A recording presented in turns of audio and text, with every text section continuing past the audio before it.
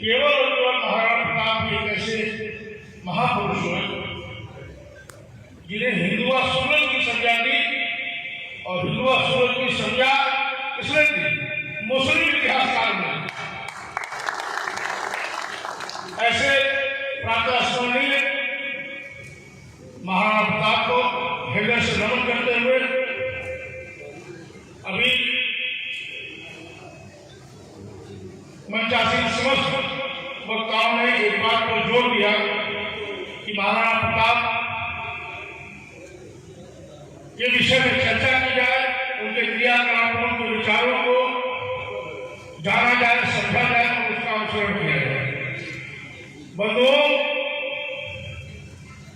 महाराणा प्रताप एक ऐसे योद्धा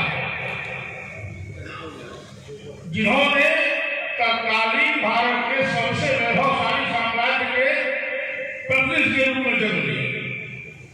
हम लोग कह तो देते हैं कि वो घास की रोटी खाए, ऐसा कहीं लिखा भी है इतिहास में रहेगा, लेकिन शायद हम उस शपथ को भूल जाते हैं महाराणा प्रताप के कि जब तक चित्तौड़ के एक एक कण को मैं आक्रामकों से मुक्त नहीं कराऊंगा तब तक पत्थर में खाऊंगा और जमीन पर सोऊंगा। इस संकल्प की आवश्यकता है। आज भी महाराणा प्रताप सामाजिक समरसता का अप्रतिम प्रतिमान है। उन्होंने समान विचारधाराओं के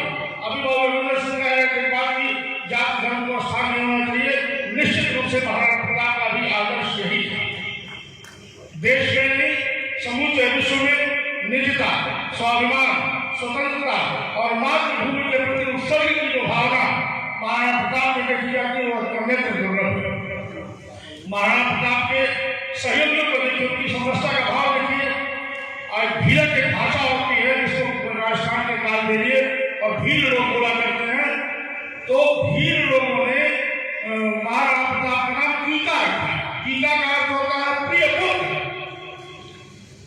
जो उनको संगठित करके अपने समान लिया से उन्होंने उस तत्कालीन जो भीलों के सरदार थे उन्हें भी राणा की संज्ञा से विभूषित किया, राणा पूजा कहा।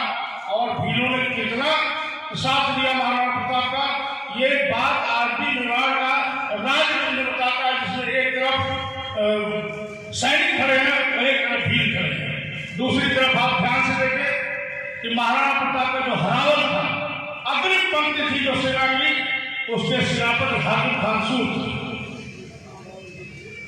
महाराणा प्रताप का जो सेना का जो पृष्ठभाग था वो उनके राजगुरु और चारण अर्जुन सिंह सहिबाला के द्वारा रक्षित था। सामाजिक समरसता का इससे बड़ा प्रतिमान कहां खोलेंगे, जहां जात नहीं, धर्म नहीं, वर्ग नहीं। जब आवश्यकता पड़ी तो उनके खानदानी खजांची, जिन्हें आज भी पूरा भारतीय इतिहास दानवीर के नाम से जानता है, दानवीर के नाम से मानता है, आज भी कोई सामाजिक कार्यक्रमों में अगर बढ़ चढ़कर धन रूपी व्यवस्था को देता है तो हम उसे भामाशाह ही कहते हैं। जो जीते जी अपने किंवदंती बन गए, ऐसे भामाशाह कोई और नहीं थे, राणा परिवार के खजांची। और जो सुरक्षित धन था उन्होंने उस समय उन्हें प्रदान किया जब वास्तव में राष्ट्रकोष की आवश्यकता थी। बंधुओं, राणा प्रताप व्यक्ति नहीं है, एक विचारधारा है, और वह विचारधारा जो राष्ट्रवाद को परिपुष्ट करती है। हम सभी भारतवासी आज सबसे अधिक आवश्यकता महाराणा प्रताप के आदर्शों की है, विचारों को समझने की है। नया नया ताजा ताजा एक घटनाक्रम चल रहा है। आपने देखा कि हमारे पर्यटक जो कश्मीर में शादी को लोग घूमने गए थे, उनकी जात धर्म पूछ की हत्या की गई। राणा प्रताप ने और कुछ नहीं किया था, यही किया था जो आज भारत कर रहा है। हमारे प्रधानमंत्री ने निश्चित रूप से महाराणा प्रताप के आदर्शों का अनुसरण किया और अपनी निजता और अपना स्वाभिमान सुरक्षित रखा। आज वह चला रहा है जिसने हमको परिपीड़ित किया। इसलिए निश्चित रूप से सभी लोग पढ़े। हल्दी घाटी बहुत 25 रुपये 30 रुपये की पुस्तक है, महाकवि श्यामनारायण पांडे द्वारा लिखी, उसको पढ़िए। कर्नल टाट ने राजस्थान का इतिहास लिखा है, उसको पढ़िए।